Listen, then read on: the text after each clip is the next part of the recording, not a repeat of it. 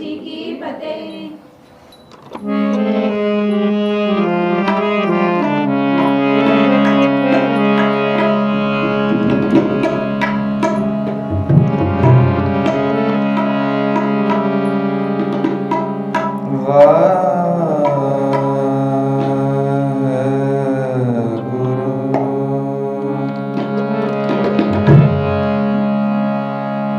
तैंडी बंदिश में कोई ना डिठा,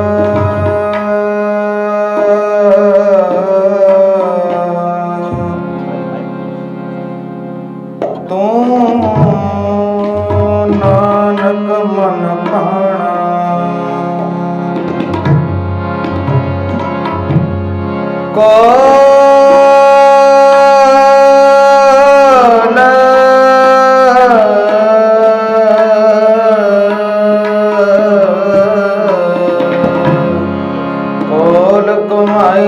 मित्र विचोले जैमिल कंत जैमिल कंत जैमिल कंत पछाणा। मन में चितवों चितवनी उदम करो उठनी, हर कीर्तन का हरो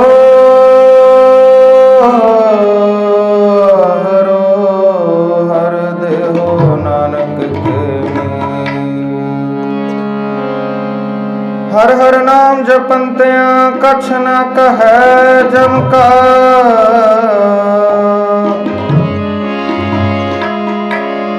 नानक मन तन सुखी होए, अंत मिले गोपाल।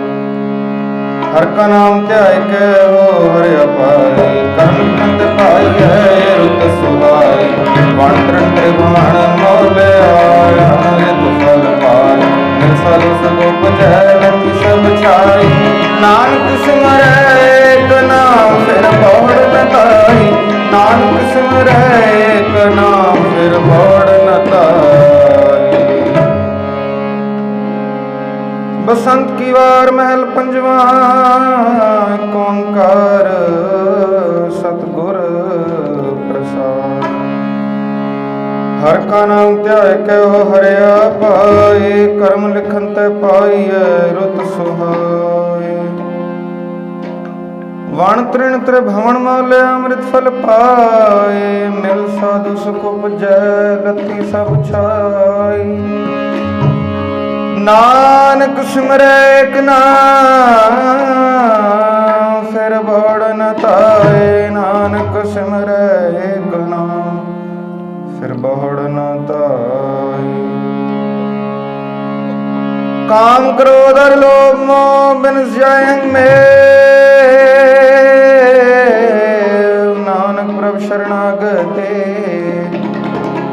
कर प्रसाद गुरुदेव। पंजे बदे महाबली कर सच्चा टोआ, अपने चरण पायन विदई खड़ो। रोग शोक समिट गए नित नवा निरोआ, दिन रह नाम ते आए फिर पाए न मोआ। जिस ते उपजया नानका सोई फिर होआ, जिस ते उपजया नानका सोई फिर होआ। पंजे बदे महाबली कर सच्चा टोआ, अपने चरण जपायन विदई खड़ोआ। रोग शोक समिट गए नित नवा निरोआ, दिन रहन नाम ध्याइंदा फिर पाए नाम होआ। जिस ते उपजै नानका सोई फिर होआ, जिस ते उपजै नानका सोई फिर होआ।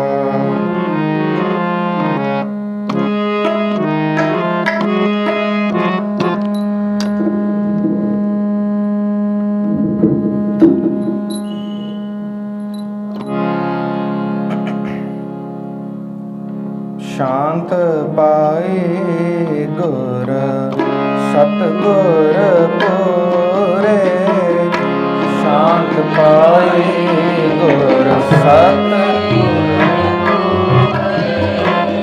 शांत पाए गुर सत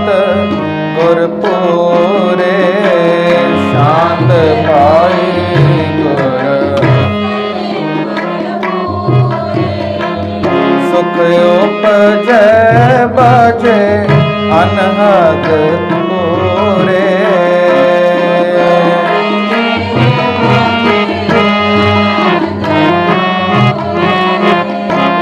सुख उपजे बाजे अनहद तोरे। सुख उपजे बाजे शांत पाई गुर सत गुर पूरे।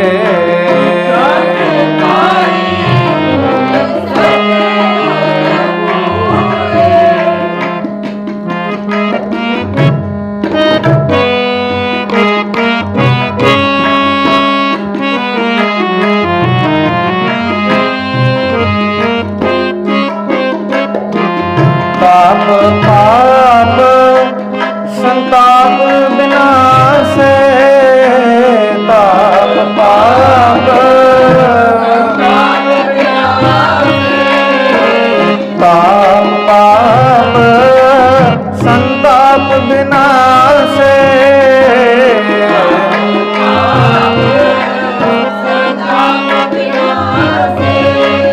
हर सिमरत किल विख सब नासे।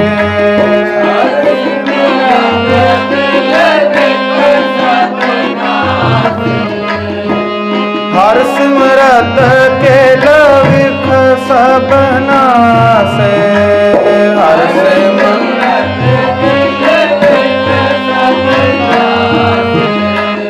हर सिमरत किल विख सब नासे।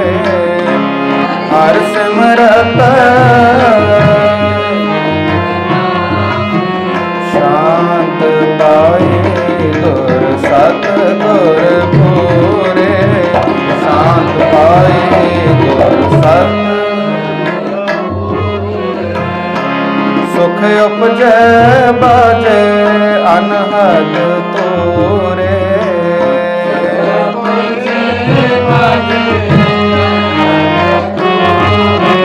शांत पाए गुर सत गुर पूरे।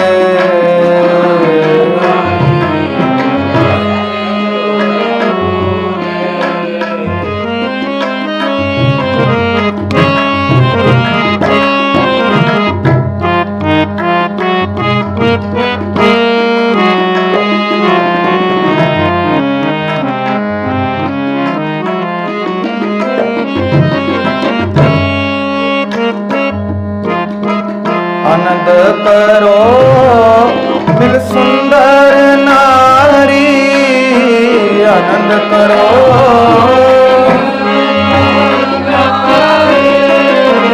आनंद करो मिल सुंदर नारी।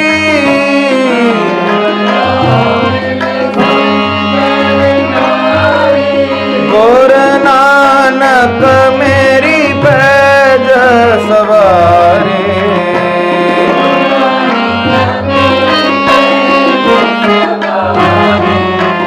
गुरु नानक मेरी पैज सवारी। गुरु नानक मेरी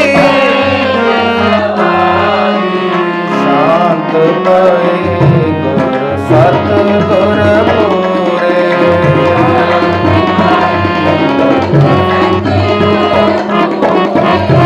शांत पाए गुर सत गुर पूरे।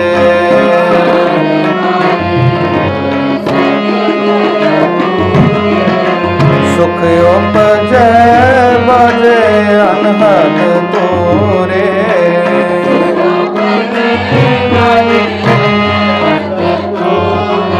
शांत पाए गुर सत गुर पूरे। शांत पाए गुर शांत पाए गुर सत गुर पूरे। शांत पाए गुर सत गुर पूरे। गुर सत गुर पूरे।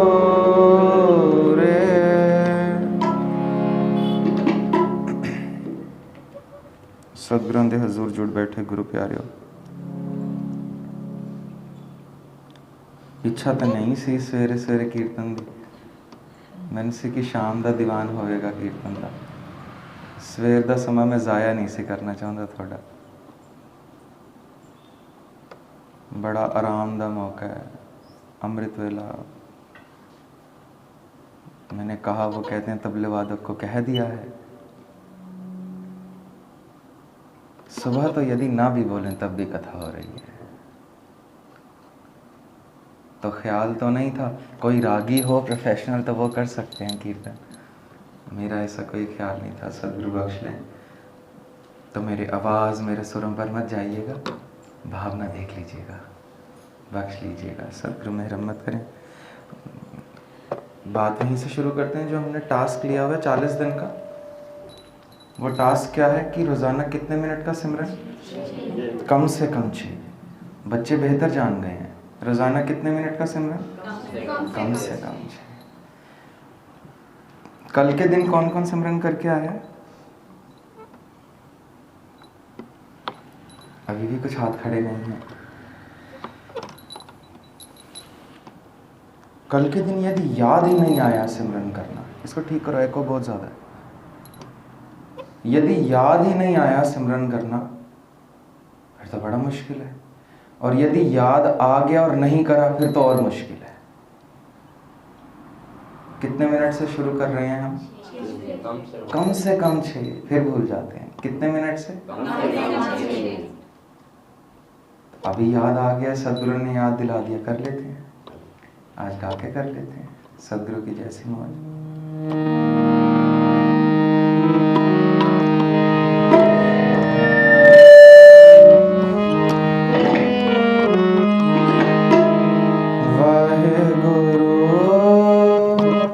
वाहेगुरु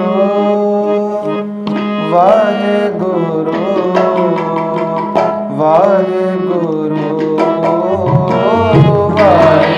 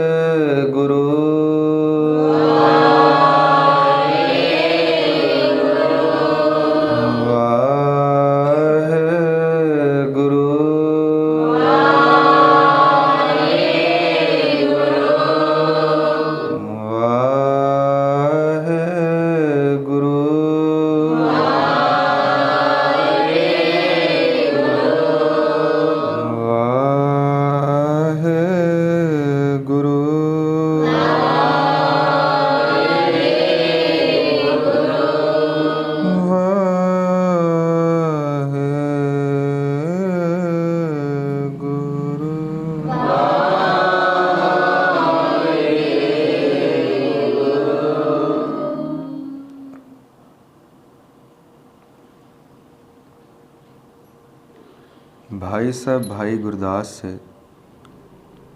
एक सिख ने पूछ लिया है कि श्री गुरु ग्रंथ साहिब में लिखा है, मेरे हियर रतन नाम हर बसया, गुरु हाथ धर्यो मेरा माथा। जन्म जन्म के किलबिख दुख उतरे, गुरु नाम दियो ऋण लाथा। कहते हैं नाम बहुत छोटा दिया है गुरु नानक साहिब ने, वाहेगुरु वाहेगुरु। कहते हैं जन्मों जन्मों के पाप मिट जाएंगे, ऐसे कैसे हो सकता है?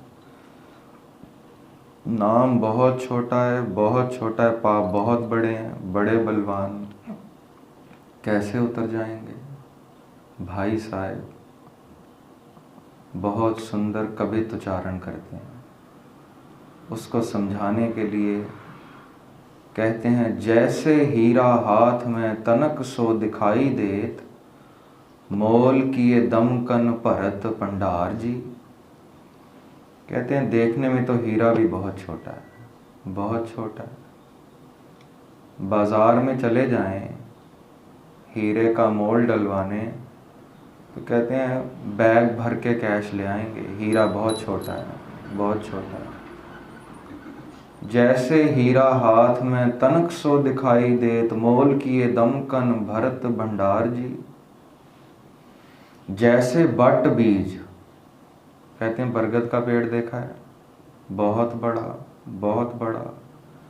कई बरगद के पेड़ इस धरती पर ऐसे हैं जो कई किलोमीटर तक फैले हुए हैं। एक पेड़ बरगद की शाखा जहां जमीन पर लग जाए वहां पे जड़ें दोबारा उठ पड़ती हैं। एक पेड़ कई कई किलोमीटर तक का घेरा है। बरगद के पेड़ों के नीचे कुछ गांव बस गए हैं, इतने बड़े हैं। उसको बताते हैं, देखा है तूने बरगद का पेड़? देखा है। कहते हैं कितना बड़ा है? कहते बहुत बड़ा, बड़ा विशाल। कहते बरगद का बीज भी इतना बड़ा होता है? बरगद बोना है, बरगद उगाना है, उसका बीज भी इतना बड़ा होगा? तो बीज तो बहुत छोटा है। जैसे बट बीज अत सूक्ष्म स्वरूप होत, बोए से विविध करे बिरखा विस्तार जी। बड़ा विस्तारा हो जाता है, बीज बहुत छोटा है, बहुत छोटा। एक और उदाहरण देते हैं, जैसे बर बाधे हुंडी। आज के ज़माने में चेक कह लें, ड्राफ्ट कह लें, पुराने ज़माने में हुंडी करते थे लोग। पर्ची पर लिख देते थे फलाना मेरा आदमी है, इसको इतने पैसे दे देना। कहते डंडे पर बांधकर हुंडी कोई ले जाए, किसी गांव के सरपंच को पकड़ा दे, हुंडी का भार है, चेक जेब में डाला है भार है, 10 करोड़ का चेक हो जेब में रखा हो भार है, जैसे बर बाधे हुंडी लागत ना पार कछ, भार तो नहीं लगता। पर उस चेक को कैश करा लो तो फिर। एक और उदाहरण देते, जैसे हीरा हाथ में तनक सो दिखाई देत, मोल किए दमकन भरत भंडार जी। जैसे बट बीज अत सूक्ष्म स्वरूप होत, बोए से विविध करे बिरखा विस्तार जी। जैसे बर्बादे हुंडी लागत ना पार कछ, आगे जाके पायत लक्ष्मी अपार जी। तैसे गुरबचन सचन गुर सिखन के, जानिए महात्म गए ही हरिद्वार जी। कहते ऐसे गुरु का वचन दिखने में बहुत छोटा है, बहुत छोटा है, प्रभु के घर जाते हैं फिर पता चलता है इस छोटे ने कितना कुछ दिया है, कितना कुछ दिया है। जन्म जन्म की इस मन को मल लागी, काला हुआ स्या, काला स्या हो चुका है, इतनी मैल लग चुकी है। अब इतने जन्मों की मैल लगी है तो इतने ही जन्म लगेंगे धोने को। मस्कीन साहब कैसे कहते हैं, एक कमरे में हजारों सालों से बिजली का प्रबंध न हो, अंधेरा हो, हजारों सालों से कोई सूरज की किरण, दीपक की जोत, कोई ट्यूबलाइट, कोई बल्ब न गई हो, हजारों साल का उस कमरे में अंधेरा है। कहते हैं दिया लेके चले जाएं तो 1000 साल लगेंगे उसको रोशनाने में, एक पल, एक पल। लाखों जन्मों की मैल लगी है, पर नाम ऐसी जादुई छड़ी है जो कल अयूब खान को मिल गई थी। कथा में हमने सुना था, पाकिस्तान के राष्ट्रपति थे अयूब खान, उनको जादू की कौन सी छड़ी दी थी भाई साहब ने? मूल मंत्र। कहते ना तब कभी मार खाई थी ना आज खा रहा हूँ, बच के बैठा हूँ। एक ओंकार सतनाम करता पुरख, निर्भव निर्वैर अकाल मूरत अजूनी सैभं गुर प्रसाद। वो कहता है आप माने ना माने, आपने देखा है गुरु नानक को, नहीं देखा, मेरे तो साथ बैठते हैं। जादू की छड़ी, भरोसा है बड़ा। श्री गुरु हर राय साहब पलंग पर बैठे हैं, अंदर कमरे में चले गए हैं आराम में, बाहर संगत आई है मिलने, चौकीदार ने रोक दिया है। सदगुरु आराम में, आप बाहर बैठे इंतजार करें। संगत बाहर बैठी है, बातें करने का मन कर रहा है, जैसे इंसानी स्वभाव। कोई गुरमुख जियोड़ा बीच बैठा है तो वो कहता है कीर्तन कर लेते हैं बातें करने से अच्छा। कीर्तन शुरू कर दिया, अंदर सदगुरु आराम में है। सदगुरु को कीर्तन की आवाज आती है, जल्दबाजी में खड़े हो जाते हैं। वो इतनी जल्दबाजी में खड़े होते हैं कि मंजी से निकला सूल उनके पट के बीच घुस जाता है। खून आ रहा है, हिल नहीं रहे हैं, कमरा बंद है, संगत बाहर कीर्तन कर रही है, आप अंदर खड़े हैं, किसी को क्या मालूम खून आ रहा है। काफी देर हो चली कीर्तन करते करते, खून की एक धारा कमरे से बाहर आ रही है। जब चौकीदार ने संगत ने देखा, कांप गए हैं, हो क्या गया है अंदर। घबराहट में दरवाजा खोला तो क्या देखते हैं, आंखें बंद, हाथ जुड़ी हैं और खड़े हैं पलंग से। कोई आम आदमी नहीं, 7वें पातशाह श्री गुरु हर राय साहिब जी महाराज। कदमों में गिर जाता है चौकीदार, क्या गलती हो गई मुझसे, आपके खून निकल आया है, सूल बच गया, क्या गलती हो गई मुझसे। मुस्कुराकर कहते हैं गलती नहीं, एहसान किया आपने। संगत कीर्तन कर रही थी, मेरा ईमान नहीं माना कि मैं बैठा रहूं। कीर्तन के इवज, कीर्तन के सत्कार में मैं खड़ा हो गया। संगत पांव पर गिर गई, गलती हो गई हमसे, कीर्तन कर रहे थे, आप खड़े हो गए, नहीं नहीं, एहसान किया, कीर्तन सुना दिया। एक सूझवान सिख ने बीच से पूछ लिया है, सदगुरु बाणी आपकी, रचयिता आप, कर्ता आप, बाणी लिखी आपने, अपनी लिखी बाणी पर खड़े होते जा रहे हैं। अहंकार नहीं है कि मेरी वाणी इतनी बड़ी है कि खड़े होकर सुनो। रहत मर्यादा भाई साहब को दी है, उसमें एक चीज लिखी है, श्री गुरु ग्रंथ साहिब जी का स्वरूप यदि आ जाए तब आगे प्रकाश हो या नहीं, हर सिख को अदब में खलो जाना चाहिए, खड़े हो जाना चाहिए। गुरुद्वारे साहिब कल परसों सुखासन हो रहा था, सदगुरुओं का स्वरूप पलंग से निकला, भाई साहब ने सर पर रखे हैं स्वरूप, आधी से ज्यादा संगत बैठ गई है। ये मुझे याद कराइएगा, उस गुरुद्वारे साहिब में भी बोलना। कई बार भावना रहत, कई बार भावना सहत हम कुछ ऐसे काम कर जाते हैं जो गुरु को मंजूर नहीं है, तो वो अदब नहीं तौहीन हो जाती है। मैंने किसी को कहा, बड़े ऐतिहासिक गुरुद्वारे में, ऐतिहासिक गुरुद्वारे दिल्ली में मैंने देखा, सदगुरु आ रहे हैं, कारपेट अलग से लगा दिया है जहाँ से सदगुरु ने गुजरना है, सारी संगत कारपेट के इधर और उधर बैठ गई है, उम्मीद में सदगुरु आ रहे हैं। भावना है कि हम उनके सत्कार में बैठे हैं, पर रहत मर्यादा क्या कह रही है? मैंने उनसे कह दिया, भाई साहब सदगुरु आ रहे हैं, खड़े हो जाएं। कह रहे आप हर चीज पे ही तर्क कसते रहते हैं, हर चीज पे आपको आपत्ति है। इनका मुझे तो नहीं, अकाल तखत को आपत्ति जरूर है, आप खड़े हो जाएं। कहते हैं ये सत्कार ही कर रहे हैं हम। मैंने पूछ लिया, स्कूल गए हैं? बचपन में गए थे। स्कूल क्लासरूम में बैठते हैं, टीचर आता है दरवाजे से, बच्चे क्या करते हैं? अब नहीं बैठ के सत्कार कर रहे हैं, क्योंकि मैं टीचर हूं तो मुझे मालूम था। न्यूली अपॉइंटेड टीचर कोई आया जिसको कुछ समझ नहीं, नौकरी का पहला दिन, वो भी यदि दरवाजे से आ जाए तो बच्चे खड़े हो जाते हैं, good morning good afternoon wish करते हैं। एक दुनियावी आम टीचर स्कूल में नौकरी नई, पहला दिन, बच्चों को नहीं जानता, स्कूल के रूल्स रेगुलेशंस नहीं पता, पर बच्चों को इतना मालूम है कि उसके सत्कार में भी खड़े हो जाना है। दीन दुनिया के टीचर आ रहे हों, हम कह रहे हो हलत सुख पलत सुख नित सुख सिमरनो नाम गोविंद का सदा लीजिए।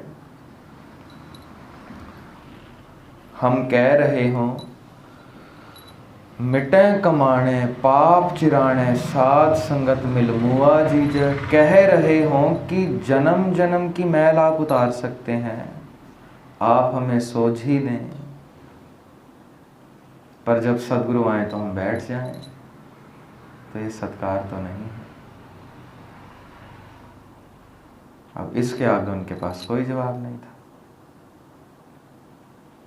बिल्कुल सिंपल रोजाना का उदाहरण है, सभी स्कूल गए होंगे,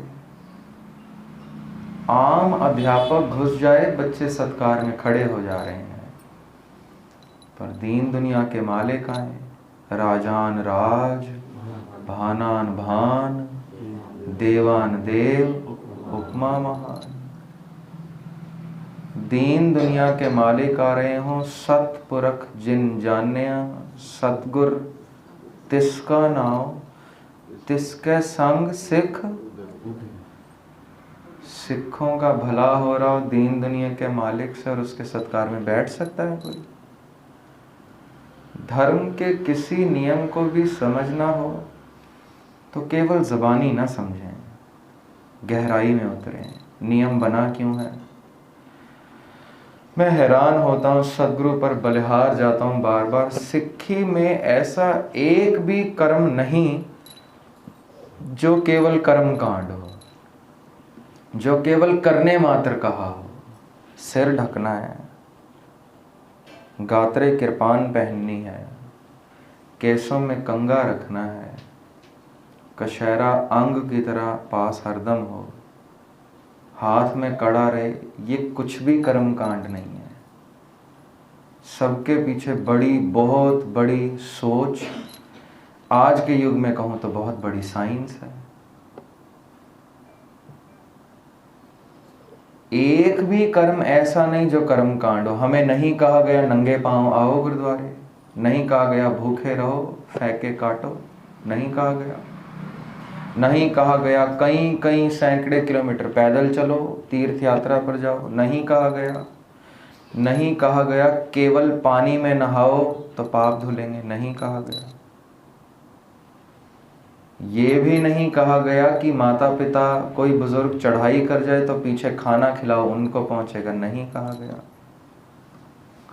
ऐसा कोई भी कर्म सिक्खी में नहीं जो केवल कांड मात्र हो, जो केवल दिखावे मात्र हो, जो केवल कह दिया और करना हो। और मैं अब हिम्मत करके बात कह दूं, जब हम कह देते हैं कि सनातन में कर्म कांड है कर्म कांड। कर्म कांड पवित्र बड़ा है, हर कर्म कांड के पीछे बहुत बड़ी थ्योरी थी। तो मैं कह दूं हिम्मत रख के कि सनातन धर्म में भी ऐसा कोई कर्म नहीं जो केवल कहने मात्र कहा हो, कोई भी नहीं। बैठते हैं तो हम सोचते हैं सिक्खी सबसे बड़ी, बाकी धर्म तो तुच्छ हैं, तुच्छ हैं। जिगरे पर हाथ रख के कहता हूँ सिक्खी है सबसे बड़ी, पर बाकी धर्म भी तुच्छ नहीं। मैं अपने पिता के पांव पर हाथ लगा के सुबह उनको कहता हूँ वाहे गुरु जी का खालसा, वाहे गुरु जी की फतेह। पर भाई मनी सिंह जी मेरे पिता समान है, क्या मैं इनको फतेह नहीं बुलाऊंगा? कोई गैर धर्म का आदमी मेरे पिता की उम्र का हो तो मैं गाली बकूंगा? मेरे पड़ोसी हों, पिता की उम्र के हो, मैं उनको नमस्ते नहीं कहूंगा? सतगुरु ने श्री गुरु ग्रंथ साहिब में यही अजब बात लिख दी है, ऐ मेरे प्यारे हिंदू बच्चे मेरे पास आ, तेरे को अच्छा हिंदू बनना सिखाऊं। नहीं कहते हैं आ मेरे पास तो तेरा धर्म परिवर्तन करूं, सिख बनाऊं, नहीं कहते हैं। ऐ मेरे मुसलमान बच्चे आ मेरे पास, तेरे को सच्चा मुसलमान बनना सिखाऊं। हो सकता है जो हमें कर्म दिख रहे हैं उसके पीछे की थ्योरी हमें ना पता हो, पर कर्म कोई भी बनने से पहले बड़ी साइंस है पीछे, बहुत साइंस। एक दो उदाहरण रख दूं। कई कर्म हम भी ऐसे करते हैं मालूम ही नहीं है क्यों कर रहे हैं, पर पीछे थ्योरी बहुत बड़ी है। यहां से कर्म कांड जो है वो वहम भरम बन जाता है, जिसको सदगुरु कह रहे हैं परम पेख ते रहे न्यारा, सो खालस सतगुरु हमारा। जब ए गहे विप्रन की रीत, यदि ब्राह्मणवाद करेगा कोई सिख, मैं न करूं इनकी प्रतीत। सदगुरु यदि ब्राह्मणवाद बुरा ही नहीं है तो करने दो मुझे, क्यों कहते हो कि मैं दीदार नहीं करूंगा यदि तू ब्राह्मणवाद करेगा? केसों की बेअदबी करेगा, 5 ककार धारण नहीं करेगा, श्री गुरु ग्रंथ साहिब के अलावा कहीं और सिर झुकाएगा, मेरे दर्शन तो तुझे नहीं होते, और किसी के होते हो तो अलग बात, नहीं दूंगा दीदार। बिना शस्त्र के संग नरंग भेड़ जानंग, गहे कान तास्यों कितैले सिधानंग। अहै मोर आज्ञा सुनो तुम प्यारे, बिना शस्त्र के संग देवो न दीदारे। नहीं दूंगा तुझे दीदार यदि तेरे पास शस्त्र नहीं, केस नहीं और तू सिख है, नहीं मिलेंगे दीदार। कितनी हैरानी। बहादुर शाह की कचहरी में जाके उसको तो दीदार दे देते हैं, पर ये जो एक सिख शीशे के आगे तैयार हो रहा है, देखता है दाढ़ी का एक बाल सफेद है, ये बाल तोड़ के सदगुरु के पास आ जाए तो पीठ कर लेते हैं। एक मुसलमान को दीदार देना मंजूर है, एक सिख को नहीं। पता है क्यों? कहते हैं रहत प्यारी मुझको, सिख प्यारा ना है। सिख है कौन? रहनी रह सोई सिख मेरा, ओ ठाकुर मैं उसका चेहरा। कोई भी कर्म के पीछे बहुत बड़ी थ्योरी है, बहुत बड़ी थ्योरी, पर हमें मालूम नहीं तो वो कर्म भ्रम बन जाता है। तो उस कर्म को फॉलो करके हम ब्रह्म ज्ञानी तो नहीं पर भ्रम ज्ञानी जरूर बन सकते हैं। जो अपने आप को, मस्कीन साहब बहुत कमाल कहते थे, कहते हैं अपने आप को कोई कहे कि 108 श्रीमान संत, कहते पच जाती है बात किसी हद तक, पर कोई अपने आप को कहे 1008 महामंडलेश्वर संत, कहते हैं उनसे जाकर पूछ लो ये गिनती है किस चीज की, 1008 है क्या? तो कहते हैं यकीन से मैं कहता हूँ वो भी नहीं बता पाएंगे, क्योंकि 1008 है ही कुछ नहीं। फिर 10,008, 1,08,000, जितने जीरो हैं बढ़ाई जाओ। वेदों, शास्त्रों, उपनिषदों और स्मृतियों की कुल गिनती 108 है। जो इतने सारे धर्म ग्रंथों का ज्ञाता है, जिसमें सारे वेद, शास्त्र, स्मृतियां और उपनिषद आए, वो 108 अपने नाम के आगे लिखाता है। नहीं तो जिसको केवल 2 वेद कंठ हो, 2 वेदों का ज्ञाता, उसको द्विवेदी कास्ट है, एक सरनेम है। जिसको 3 वेद याद हो उसको त्रिवेदी, त्रिवेदी जी आ रहे हैं। जिनको 4 कंठ हो चतुर्वेदी, वेद 4 ही है।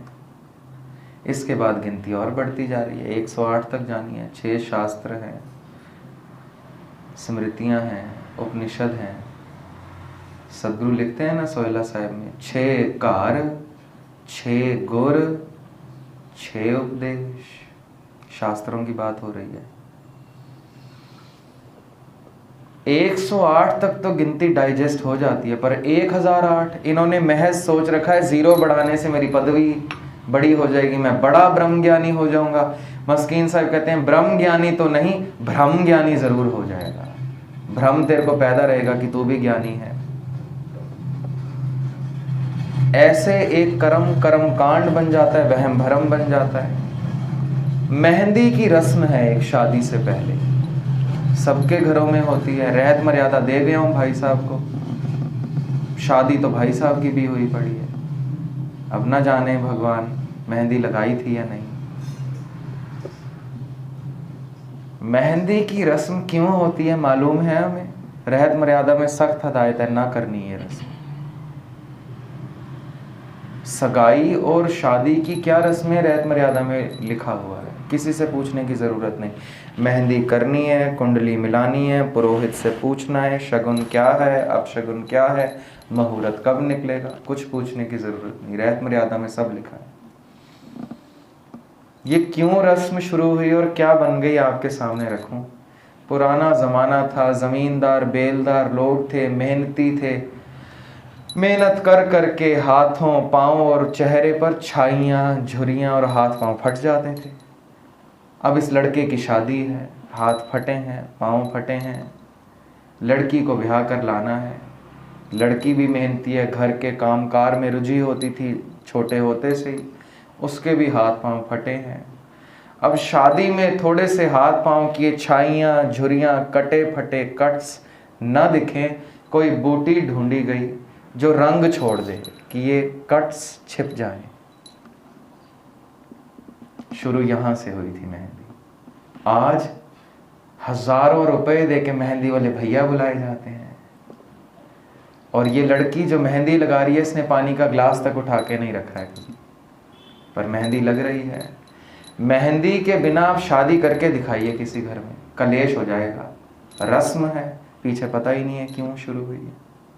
सहरे की रस्म, घूंघट की रस्म, पुराना जमाना था। आज भी मैं देखता हूँ दूल्हे सहरे बांध रहे हैं, पता ही नहीं है क्यों बांध रहे हैं। फिर गुरु साहब की हजूरी के अंदर भी आ जाते हैं सहरा बांध के। प्रथम सहरा राजे की निशानी है, गुरु साहब के घर हम भिखारी बनकर आ रहे हैं, यही नहीं पता है। शेरे पंजाब महाराजा रणजीत सिंह हरमंदर साहब माथा टेकने आते थे तो जोड़े घर में अपनी कलगी उतार कर आते थे। जोड़े घर में किसी ने पूछ लिया आप महाराजा हैं कोहिनूर लगाए कलगी पर, आप उतार देते हैं, कहते हैं महाराजा मैं इस हदूद के बाहर हूँ, इस मर्यादा के अंदर जैसे आप भिखारी मैं भी भिखारी हूँ। पुराना जमाना था, लड़के और लड़की का रिश्ता तय हुआ है, माँ बाप ने तय कर दिया है या बुजुर्गों ने तय कर दिया है। ये लड़के ने लड़की को नहीं देखा है और लड़की ने भी लड़के को नहीं देखा है। मुकलावे तक, मुकलावे को क्या कहते हैं हिंदी में? विदाई। विदाई, गौना, कि जब तक लड़की घर आए तब तक वो लड़के को ना देखे, जब तक लड़का विदाई करके ला रहा है तब तक वो भी लड़की को ना देखे। इसलिए लड़की का भी मुंह छिपा दिया जाता था, लड़के का भी। आज आप बिना सहरे और बिना घूंघट के शादी कर पाएंगे? कलेश हो जाएगा, पीछे पता ही नहीं है। हालांकि लड़का और लड़की लिव इन में रह रहे हैं कई सालों से, एक दूसरे को जानना पहचानना तो रहा दूर, ये दूर अंदर तक जानते हैं एक दूसरे को, घर बार में आ चुके हैं पहले ही, पर फिर भी सहरा भी बंधा है और घूंघट भी निकला है, पता ही नहीं है रस्म शुरू क्यों हुई थी। एक नया नया फौजी बॉर्डर पे खड़ा है, पहला दिन ज्वाइनिंग का, उसका कैप्टन उसको हिदायत करता है, इस टेबल के पास तेरी ड्यूटी है, टेबल के पास, इस टेबल की रक्षा में तूने खड़ा होना। बॉर्डर पे बंदूक पकड़ाई है, किसी उग्रवादी को मारने के लिए नहीं, टेबल की रक्षा के लिए। मैं बता रहा हूं रस्म और रिवाज अंधविश्वास कैसे बन जाते हैं ऐसे। वो पूछता है इस टेबल में ऐसा क्या है कि रक्षा करनी है? बड़े ध्यान से सुनिएगा, कोई भी रस्म करनी है सिख धर्म में तो गुरु से पूछ लेना बेहतर है। पहले नहीं समझ आती गुरु की बात तो रहत मर्यादा पढ़ लें, किसी से पूछने की जरूरत नहीं, किसी प्रचारक किसी रागी से पूछने की जरूरत नहीं, खुद पढ़ें। बड़ी सिंपल भाषा में रहत मर्यादा लिखी है, बहुत छोटी सी किताब, एक सिख को अपना जीवन कैसे गुजारना है। खड़ा हो गया है पर विद्वान है, अक्ल जरखेज है, पूछ लेता है टेबल की रक्षा क्यों करनी है? कैप्टन क्या जवाब दे रहा है? मेरे कैप्टन ने जब मैं ड्यूटी पर आया था 10 साल पहले तो वो भी टेबल की सेवा में ही खड़ा था, उसने मुझे कहा था कि टेबल की रक्षा में बंदूक लेकर हरदम खड़े रहना, हरदम खड़े रहना। इसको बात पचती नहीं है, कहते तेरे कैप्टन से बात करते हैं। वो कैप्टन अब ब्रिगेडियर बन चुका था, पहुंच जाते हैं, अफसर से अपॉइंटमेंट लेते हैं, ब्रिगेडियर साहब मेरी नई ज्वाइनिंग है। कैप्टन साहब कहते हैं बॉर्डर पर एक टेबल रखा है, उसकी रक्षा में खड़े रहना। मुझे कहते हैं 10 साल ये भी खड़े रहे, आपने इनको हुक्म दिया था, बताएंगे उस टेबल में ऐसा क्या है कि उसकी रक्षा में खड़े रहें? तो ब्रिगेडियर कहता है मेरे भी कैप्टन ने मुझे यही कहा था कि टेबल की रक्षा में खड़े रहना। 10 साल तो मैं भी खड़ा रहा। कहते आपने पूछा नहीं? कहते नहीं, हुक्म था तो खड़े हो गए। कहते हैं आपका कैप्टन कौन है? कहते वो तो रिटायर हो गए हैं, बुजुर्ग बड़े हैं वो। ये क्योंकि जरखेज रोशन दिमाग था, कहता मैं बात जरूर करूंगा उनसे, पूछूं सही टेबल में है ऐसा क्या? आम लकड़ी का टेबल, बंदूकधारी 2 सिपाही खड़े कर दिए हैं उसको बचाने के लिए, कुछ भी नहीं हो रहा है, ऐसा क्या खजाना है उसमें? ये उस बुजुर्ग रिटायर्ड जर्नल के पास पहुंच जाता है, उसके घर पर, अपने कैप्टन और अपने ब्रिगेडियर को लेकर। मिलते हैं, ग्रीट करते हैं, पूछते हैं जनरल साहब आपने ब्रिगेडियर साहब को 10 साल खड़ा रखा एक टेबल के पास, 10 साल उन्होंने कैप्टन को खड़ा रखा, मुझे भी कह दिया है, ऐसा क्या है उस टेबल में? वो बुजुर्ग जर्नल पूछते हैं कौन सा टेबल? कहते पाकिस्तान बॉर्डर पर एक टेबल रखा है हिंदुस्तान की मर्यादा के अंदर, कहते हैं उस टेबल की रक्षा में 2 गनमैन खड़े करे हैं। आज मेरी नई ज्वाइनिंग, मुझे कहते हैं तू भी खड़ा रहे। माथे पर हाथ मारता है वो जर्नल, कहता पेंट अभी तक नहीं सूखा।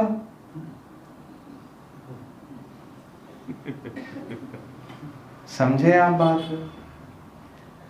किसी जमाने में टेबल को पेंट कराया होगा, कोई उस पर हाथ ना रखे, उस ब्रिगेडियर को कहा यहाँ इसका ध्यान रखना, उस बेचारे की पोस्टिंग कहीं और हो गई जिसने हुक्म दिया।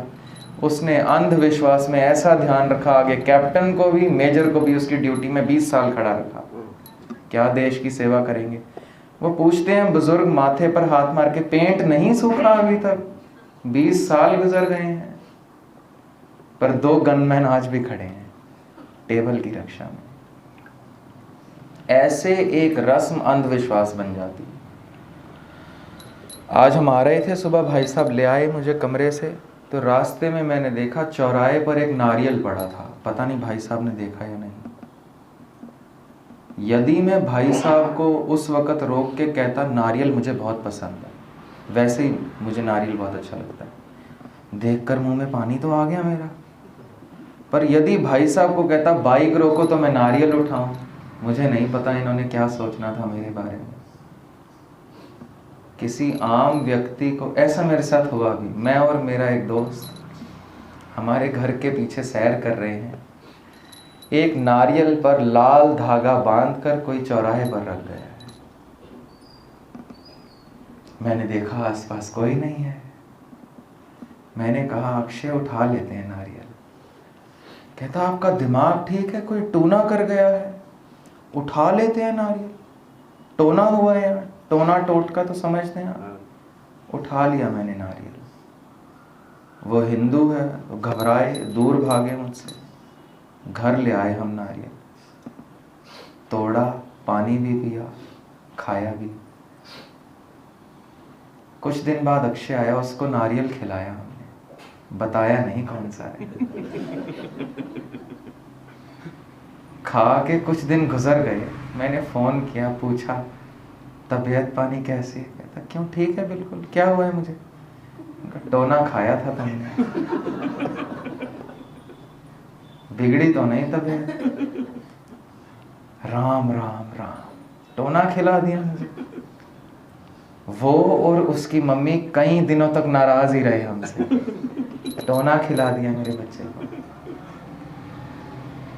क्या हम में इतनी हिम्मत है कि टोना उठा के खा लें? है हिम्मत? नहीं हिम्मत। पर जब समझ जाएंगे ना टोने शुरू क्यों हुए, आप भी उठाने शुरू कर देंगे मेरी तरह। किसी का चौथा हो शमशान पर तो आम आदत है जाके फल फ्रूट रखाते हैं। कोई नहीं छूता उस फल फ्रूट को खाने के लिए। वो जलती हुई मुर्दे के पास फल फ्रूट हम छोड़ आते हैं, जब तक हम खड़े हैं कोई नहीं छू रहा। अगले दिन हम आते हैं, गायब कैसे हो जाते हैं।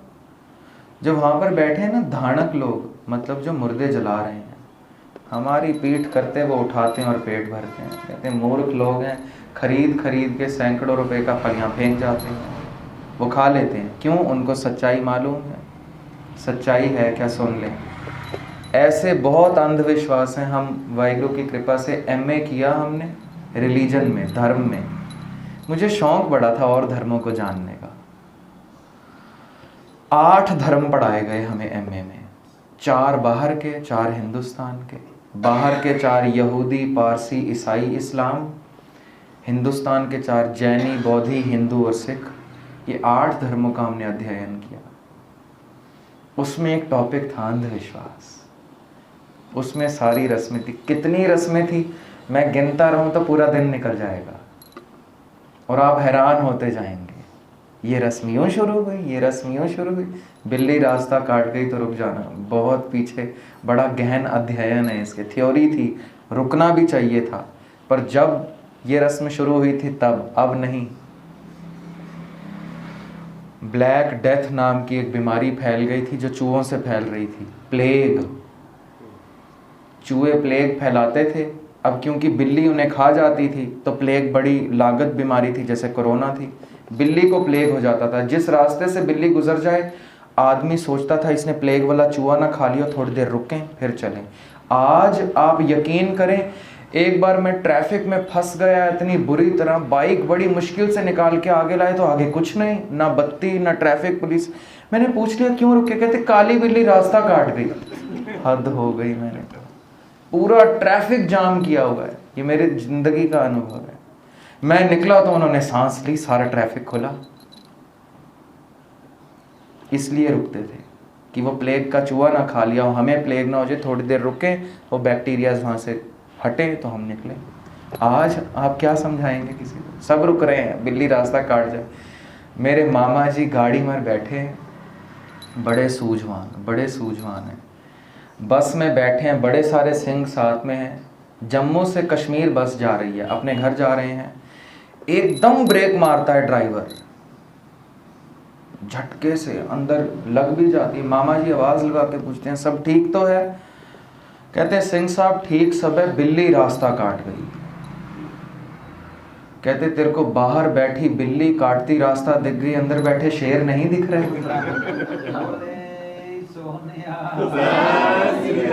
बिल्ली से ही डरे जा रहे हैं। कहने का तरीका है किसी का। कोई रस्म कहाँ से शुरू हुई, उसका क्या रूपांतरण हुआ और क्या बन गया, और अभी भी हम उन रस्मों को माने जा रहे हैं। टूना कहाँ से शुरू हुआ बता देते हैं, फिर समाप्ति करते हैं।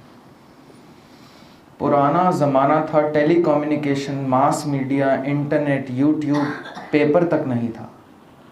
एक दूसरे तक बात पहुंचाने का जरिया बहुत कम था। घर पर कोई बच्चा बीमार हो जाए, कोई औरत गर्भवती है और इमीडिएट हेल्प चाहिए, कोई बुजुर्ग बीमार हो जाए, कोई शराबी की मौत हो जाए, बीमार हो जाए, तो अलग अलग तरह के टूने चौरस्ते पर कर दिए जाते थे। क्यों? चौरस्ते पर से तो हर कोई गुजर रहा है। कोई देखकर टूना और टूने का सामान देखकर अंदाजा लगा ले यदि शराब की बोतल और मांस मदिरा रखा है चौरस्ते पर, चौराहे पर, तो जाने वाले देखकर अंदाजा लगा ले इस गांव में कोई शराबी या कोई मांसाहारी बीमार हो चुका है। जहां जाएगा कोई वैद्य मिलेगा, उसको बताएगा फलां रास्ते पर कोई बीमार है, चौरस्ते पर उन्होंने मांस रखा है, मदिरा रखा है, आप पहुंचिए। वैद्य को बुलाने का तरीका था टोना। आज हम डरे बैठे हैं, न जाने क्या हो जाएगा हमारे साथ। नारियल रखा है, साथ में कुछ गुड्डे गुड़ियां रखे हैं, रखते हैं ना, हम डरते हैं, सुइयां चुभी हैं, वो निशानी है किसी का सर दर्द है, नारियल सर की निशानी है। ये जो सनातन धर्म में नारियल फोड़ते हैं, बलि देते हैं। अब अपनी तो बलि दे नहीं सकते तो नारियल की बलि देते हैं। नारियल की 2 आंखें भी हैं, एक मुंह भी है, तो माना जाता है कि जैसा मेरा मुंह है, जैसा मेरा सर है, नारियल के बाल भी हैं, तो इसको मुंह माना जाता है। तो यदि किसी का सिर दर्द है, पेट में दर्द है, किसी बच्चे को गुड़िया बना के पेट में सुइयां लगा देते थे। कोई जाएगा चौरस्ते से, बताता जाएगा वैद्य को फलां जगह पर, फलां गांव में किसी बच्चे के पेट में दर्द है, गुड़िया देखी हमने उधर। साथ में यदि खिलौने पड़े पता चल जाता था बच्चा। यदि लाल चुनरी, सिंदूर, मंगलसूत्र, सुर्खी बिंदी पड़ी है चौरस्ते पर, हम तो घबरा जाएंगे। निशानी थी कोई नई विहाई लड़की है, बीमार है, गर्भवती है, आप जाके इलाज करीजिए। वैद्य को बुलाने का तरीका था टोने। आज घबराते फिरेंगे हम, दूर भागते फिरेंगे, पता ही नहीं है। रस्म शुरू बड़ी पवित्र होती है, जाते जाते आज वो काला जादू, बंगाली बाबा तो बनारसी बाबा, दुनिया जहान की दीवारें भरी हैं। वशीकरण स्पेशलिस्ट, 1 दिन में 1 घंटे में इलाज पाओ, मन चाह प्रेम, औरत को काबू, सास से झगड़ा, घर पे गृह कलेश। मैं हैरान होता हूँ, क्या मूर्खता है लोगों की। अपने आप को संवारना नहीं, भरो बंगाली भाभे के घर जाके। पता नहीं है शुरू क्यों हुआ था, बना के क्या रख दिया है, बिगाड़ के रख दिए रस्म रिवाज। यही सब कुछ देखकर कलगीधर जी ने कहा होगा, जब ए गहें विप्रन की रीत, मैं न करूं इनकी प्रतीत। कलगीधर जी की शरण में जो भी हिंदू आए, वो इसलिए नहीं आए कि सिख बनना है, वो इसलिए आए कि कमाल का हिंदू है, इससे पवित्र तो हिंदू नहीं देखा हमने, सच्चा हिंदू है।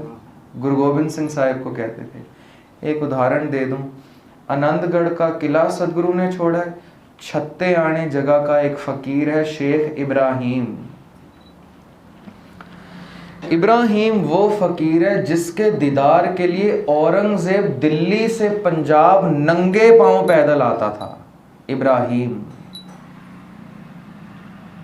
आनंदगढ़ का किला सदगुरु ने छोड़ा है। इब्राहिम सदगुरु को मिलकर हजूर साहिब में अमृत छक के सिंह सजता है। इब्राहिम। औरंगजेब की तो हैरानी की हद नहीं रहती। हमारे धर्म का पीर आम आदमी भी नहीं, पैगंबर हो हमारे धर्म का गैर धर्म में चले जाए। सारे हिंदुस्तान को मैं काट रहा हूं कि इस्लाम में लाऊं, पीर ही चले जाए। फतवा जारी हो जाता है मौत का पीर पर। पीर बुद्धू शाह पर भी जारी हुआ। इब्राहिम से पूछा गया स्पष्टीकरण दें, क्या कमी थी कि आप इस्लाम से सिख धर्म में चले गए हैं। इब्राहिम चिट्ठी में जो लिखते हैं वो हैरान कर देने वाली बात है। कहते सच्चे इस्लाम धर्म में चला गया हूं। वो नहीं कहते मैं सिख धर्म में गया हूं, कहते सच्चे इस्लाम में चला गया हूं। गुरु गोबिंद सिंह साहिब से बड़ा मुसलमान मुझे नहीं मिला आज तक। औरंगजेब कहता है स्पष्टीकरण देंगे। ना वो 5 वक्त नमाज पढ़ते हैं, ना वो काबा इब्लीस को झुकते हैं, ना वो जुम्मा रात ज़कात देते हैं, ना वो रोज़े रमज़ान रखते हैं, ना ही उनका हज में भरोसा है। कैसे कहेंगे सच्चे मुसलमान हैं। कहते हैं औरंगजेब एक मुसलमान कौन है। एक मुसलमान वो है जिसको अल्लाह पर, मोहम्मद पर, कुरान पर यकीन हो। कहते ना तुझे अल्लाह पर, ना मोहम्मद पर, ना कुरान पर यकीन है। तूने कसमें कुरान खाई है। लिखा है, मैंने गुरु गोबिंद सिंह के पास वो कुरान देखी है तेरे दस्तखत वाली, कि कसमें कुरान, आप किला छोड़िए, आपकी हवा की तरफ भी नहीं हम देखते, निकलिए जहां मर्जी।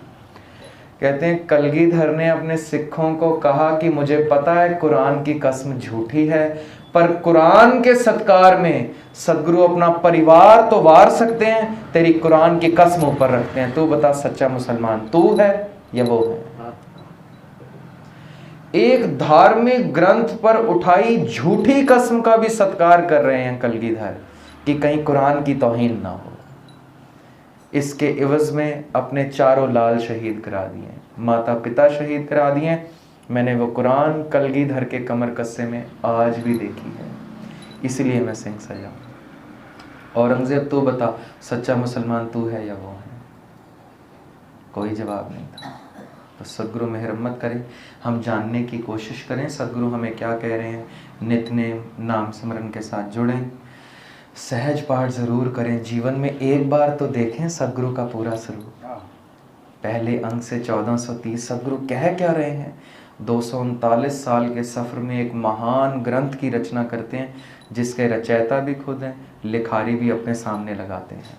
ऐसा और कोई ग्रंथ नहीं है जिसके रचयिता और लिखारी एक ही वक्त पर हुए हों। कोई ग्रंथ नहीं है।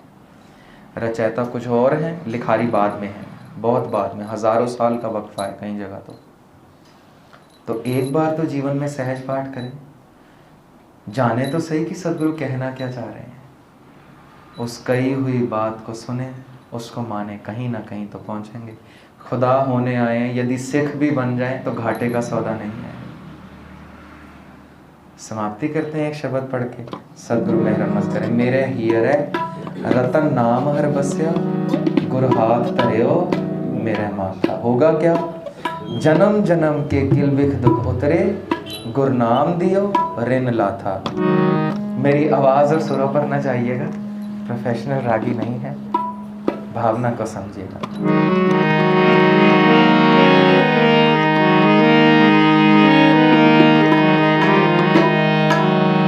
मेरे हियरे रतन नाम हर बस्या,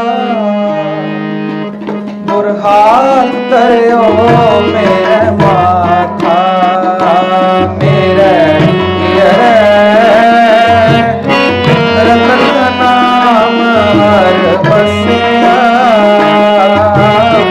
गुर हाथ धरियो मेरे माथा। मेरे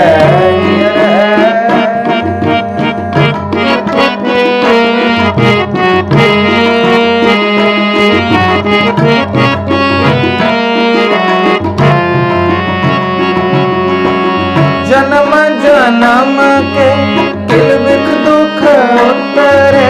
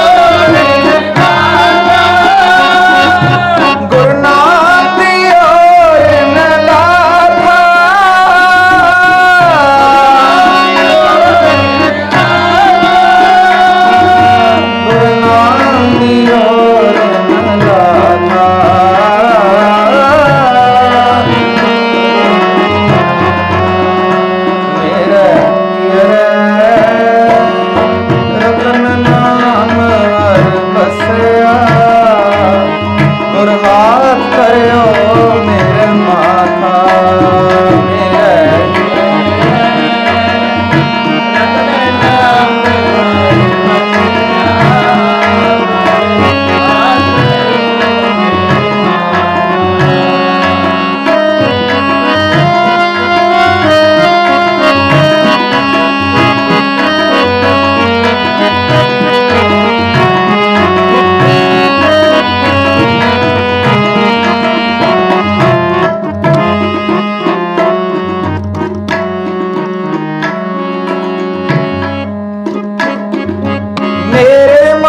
भज राम नाम सब अर्था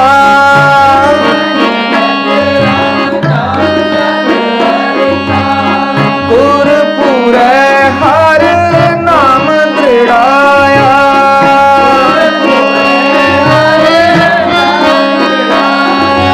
बिन नावे जीवन बिरथा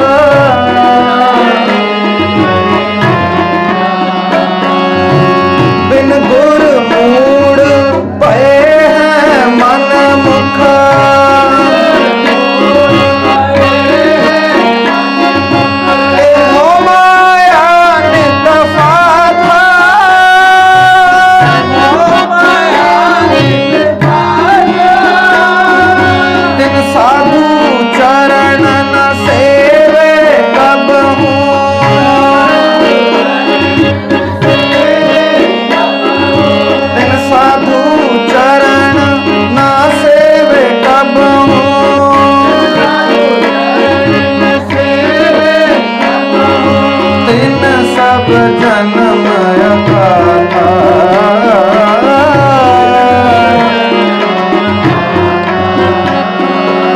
जिन साधु चरण साध भग से जिन सफल जन्म सनाथा मोको कीजै दास दास दासन को हर दया धार जगन्नाथ हर दया तार जगन्नाथ हम अवगुण भरे एक गुण नाही अमृत छाड़ बिख बिलखाई माया मोह परम बोले सुतदारा से प्रीत लगाई एक उत्तम पंथ सुनियो गुर संगत ते मिलंत जम त्रास मिटाई एक अरदास पाठ कीरत की गुरु रामदास राखो शरणाई गुरु रामदास राखो शरणाई गुरु रामदास राखो शरणाई हम मैले तुम उजल करते हम निर्गुण तू दाता हम मूर्ख तुम चतुर सियाणे तू सर्व कला का ज्ञाता माधो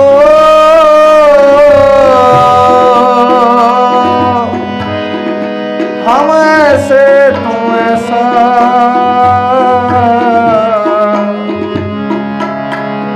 हम पापी तुम पाप खंडन नहीं को ठाकुर जैसा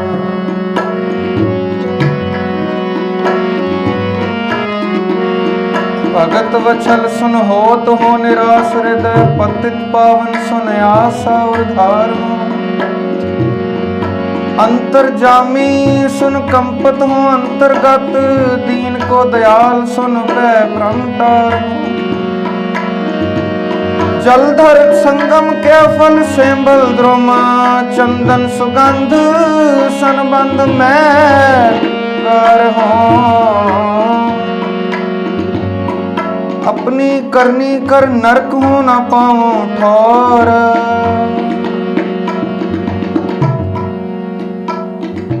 तुमरे बिरद कर आसरो समार हो अपनी करनी कर नरक हो न पाऊं ठोर तुमरे बिरद कर आसरो समार हो आसरो समार हो हम अंधले ज्ञानहीन अज्ञानी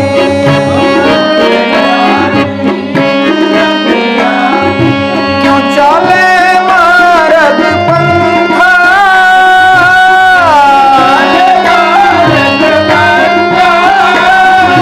हम अंधले को पुर अंचल दीजे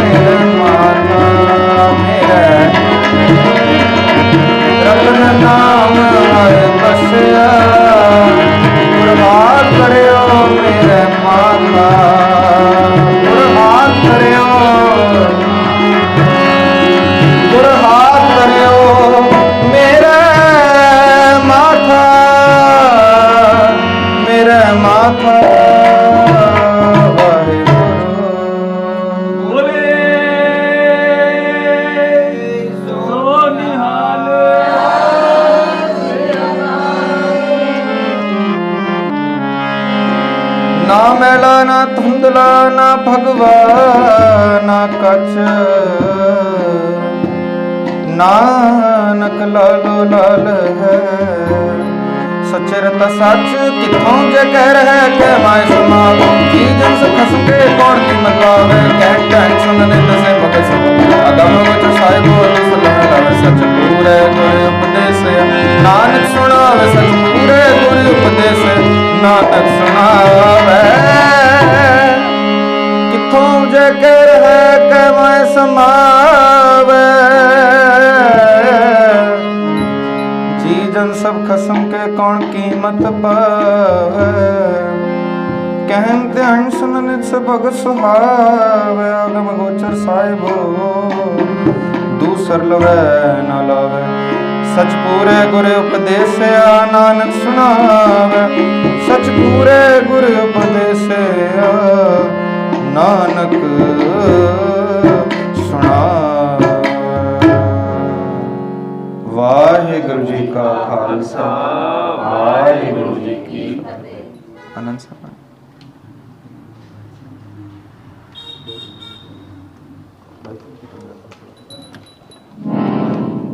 वाहिगुरु जी का खालसा वाहिगुरु जी। कीर्तन करदियां कथा करदियां दासरियां पासों होइयां भुल्लां चुकां दी खिमा बख्शनी जी। असीस बख्शना सतगुरु किधरे गुरसिੱਖੀ जीवन की दात नाम की दात दास के सिर ते हाथ रख के भी बख्शण देहो सज्जन असीसड़ियाँ ज्यों होवे साहिब से में भुल्लां चुकां दी क्षमा। फतेह जाइए जी। वाहिगुरु जी का